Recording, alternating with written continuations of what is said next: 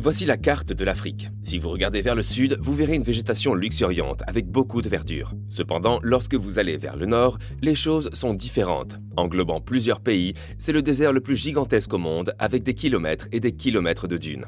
Au total, le désert du Sahara couvre 9 millions de kilomètres carrés, ce qui veut dire qu'il absorberait l'Espagne 18 fois. Cependant, saviez-vous que cette vaste étendue de sable stérile couvrant un tiers du continent africain était recouverte d'une végétation luxuriante il y a des millions d'années? Qu'est-il arrivé au Sahara et que lui arrive-t-il aujourd'hui?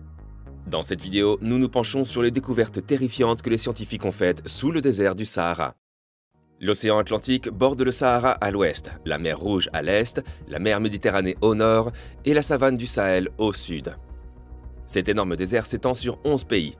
Algérie, Égypte, Libye, Mali, Maroc, Mauritanie, Niger, Sahara occidental, Soudan, Tchad et Tunisie. Le désert du Sahara est surtout connu pour les champs de dunes de sable que l'on voit souvent dans les films.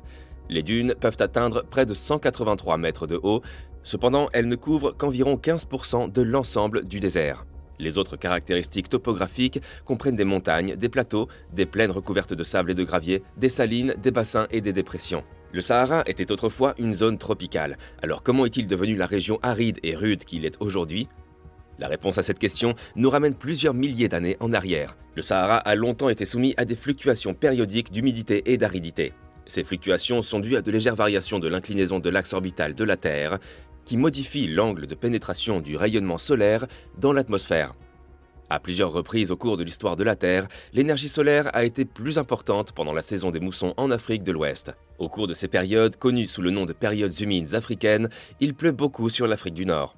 Avec plus de pluie, la région a plus de verdure, de rivières et de lacs. Mais entre 8000 et 4500 ans, quelque chose d'étrange s'est produit. La transition de l'humidité à la sécheresse est survenue beaucoup plus rapidement dans certaines zones que ne pourrait l'expliquer la seule précession orbitale, ce qui a donné naissance au désert du Sahara tel que nous le connaissons aujourd'hui. Dans son étude, l'archéologue David Wright nous raconte ce qu'il s'est passé ensuite. En examinant les données archéologiques et environnementales, obtenues principalement à partir de carottes de sédiments et de pollen, toutes datées de la même période, il a remarqué ce qui semblait être un modèle. Partout où les archives archéologiques montrent la présence de pasteurs, c'est-à-dire d'humains et d'animaux domestiqués, on observe un changement correspondant dans les types et la variété des plantes. C'était comme si, chaque fois que les humains, leurs chèvres et leurs bovins se promenaient dans les prairies, ils transformaient tout en broussailles et en désert sur leur passage. Cela a conduit Wright à conclure qu'en surpâturant les herbes, il réduisait la quantité d'humidité atmosphérique. Les plantes dégagent de l'humidité, ce qui produit des nuages, et augmentait l'albédo. Selon lui, cela pourrait avoir déclenché la fin de la période humide plus brusquement que ne l'expliquent les changements orbitaux. Ces humains nomades peuvent également avoir utilisé le feu comme outil de gestion des terres, ce qui aurait exacerbé la vitesse à laquelle le désert s'est installé. Quand vous pensez au désert du Sahara, imaginez-vous des baleines gambadant sur les dunes de sable? Bien que cela soit très improbable, puisque les baleines ne peuvent pas survivre en dehors de l'eau, il existe des preuves que les ancêtres de la baleine moderne nageaient autrefois dans le désert africain. Remontons à 1902, lorsqu'une équipe de géologues guida ses chameaux dans une vallée du désert occidental d'Égypte. Des siècles de vents violents avaient sculpté les roches de grès en des formes étranges. Et la nuit, le clair de lune était si brillant qu'il faisait briller le sable comme de l'or. Une colline voisine était connue sous le nom de montagne de l'enfer en raison de la chaleur infernale de l'été. Mais dans cette vallée aride gisaient des ossements de baleines. Certains des squelettes mesuraient 15 mètres de long avec des vertèbres aussi épaisses que des bûches de feu de camp. Ils remontaient à 37 millions d'années, une époque où une mer tropicale peu profonde recouvrait cette région et tout le nord de l'Égypte.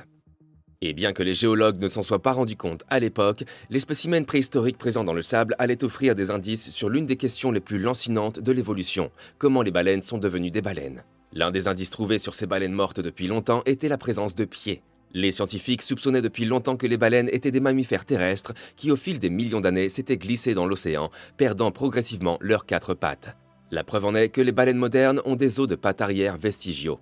Mais les archives fossiles n'illustraient guère cette transition jusqu'à ce que les paléontologues commencent à fouiller des centaines de fossiles de baleines enterrés à Wadi Ittan et trouvant des jambes et des genoux.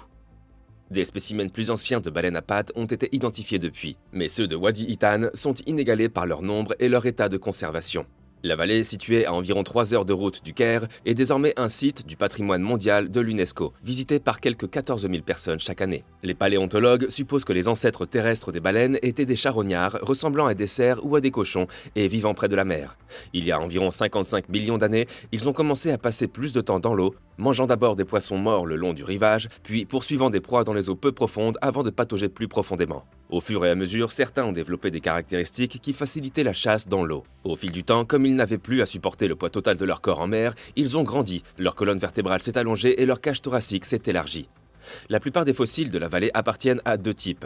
Le Basilosaurus était le géant avec un corps ressemblant presque à celui d'une anguille. Le Dorudon, plus petit mais fortement musclé, ressemblait davantage à une baleine moderne, du moins jusqu'à ce que sa bouche s'ouvre pour laisser apparaître une mâchoire recouverte de dagues dentelées au lieu de dents en forme de patère. La découverte de fossiles de plus de 75 baleines au milieu du désert d'Atacama au Chili est intéressante. La façon dont ils ont atterri là fait l'objet d'un débat entre les scientifiques. Avez-vous entendu parler de la cité perdue de l'Atlantide ? Vous serez choqué par la façon dont cette célèbre cité est liée à la prochaine découverte dans le désert du Sahara. Cela nous amène à l'œil du Sahara, également connu sous le nom de structure de Richat ou de Guelb Richat. Il s'agit d'une formation géologique dans le désert du Sahara qui ressemble à un énorme œil de taureau. Cette formation s'étend sur une région de 40 km de large dans le désert de Mauritanie. Pendant des siècles, seules quelques tribus nomades locales connaissaient cette formation. Elle a été photographiée pour la première fois dans les années 1960 par les astronautes de Gemini qui l'utilisaient comme point de repère pour suivre la progression de leur séquence d'atterrissage. Plus tard, le satellite Landsat a pris des images supplémentaires et a fourni des informations sur la taille, la hauteur et l'étendue de la formation. Les géologues ont d'abord cru que l'œil du Sahara était un cratère d'impact, créé lorsqu'un objet venu de l'espace s'est écrasé sur la surface. Cependant, de longues études des roches à l'intérieur de la structure montrent que ses origines sont entièrement terrestres, ce qui a incité les géologues à chercher d'autres explications. Les géologues ont conclu que l'œil du Sahara est un dôme géologique. Cette formation contient des roches vieilles d'au moins 100 millions d'années, certaines remontent bien avant l'apparition de la vie sur Terre. Ces roches comprennent des dépôts volcaniques ignés et des couches sédimentaires qui se forment lorsque le vent pousse les dépôts de poussière et d'eau, de sable et de boue. Aujourd'hui, les géologues peuvent trouver plusieurs types de roches ignées dans le périmètre de l'œil, notamment des kimberlites, des carbonatites, des roches noires et des rhyolites. Cependant, il existe une autre explication pour cet œil du Sahara. Selon cette vidéo YouTube, les vestiges de la cité circulaire dont Platon a parlé au IVe siècle avant Jésus-Christ se trouvent dans le pays africain de Mauritanie, ce qui signifie qu'elle était cachée pendant tout ce temps. La recherche de l'Atlantide se poursuit depuis que le philosophe grec Platon a décrit pour la première fois en 350 avant Jésus-Christ une île mystérieuse qui semble s'être volatilisée.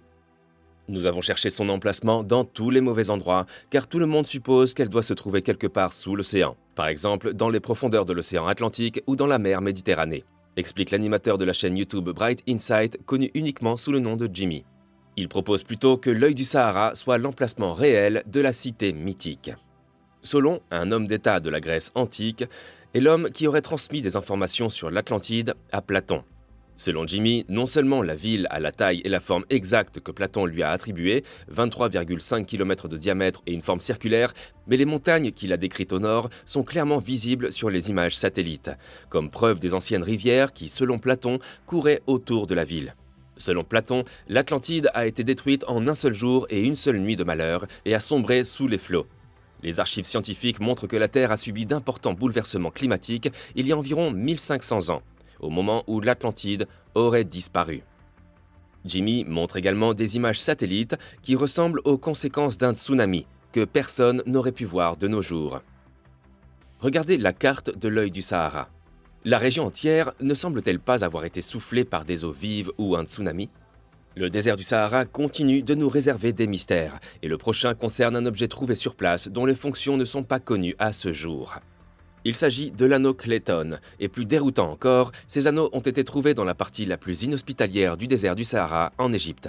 Nommés d'après le géographe et explorateur du désert P.A. Clayton, 1896-1962, les anneaux Clayton sont des cylindres coniques en poterie ouverts aux deux extrémités. Ils sont toujours accompagnés d'un ou plusieurs disques de poterie perforés, toujours légèrement plus grands que l'ouverture la plus petite de l'anneau, mais qui ne servent pas de couvercle. Certains ont été fabriqués sur mesure par des potiers en guise d'ensemble, d'autres ont été retravaillés à partir d'anciens pots et tessons de poterie, comme ceux qui sont exposés. Ces objets n'étaient pas utilisés par les Égyptiens vivant le long du Nil. Au contraire, ils constituaient une partie importante de l'équipe des bergers nomades qui habitaient l'oasis de Dacca pendant les premières dynasties égyptiennes, appelée la culture de Cheikh Moufta. Des anneaux et des disques d'argile ont été découverts dans l'oasis, autour des camps saisonniers de chasseurs et de bergers de cette culture. Mais aussi, et c'est remarquable, dans des cachettes situées jusqu'à 300 km de sources d'eau permanentes et au-delà du rayon d'action sûr de tout berger ou tout chasseur. Qu'est-ce qui rendait ces objets si essentiels que les gens se donnaient la peine d'emporter des anneaux de Clayton loin dans le désert? Telle est la question dont la réponse reste inconnue. Dites-nous ce que vous pensez des découvertes faites dans le désert du Sahara dans la section des commentaires.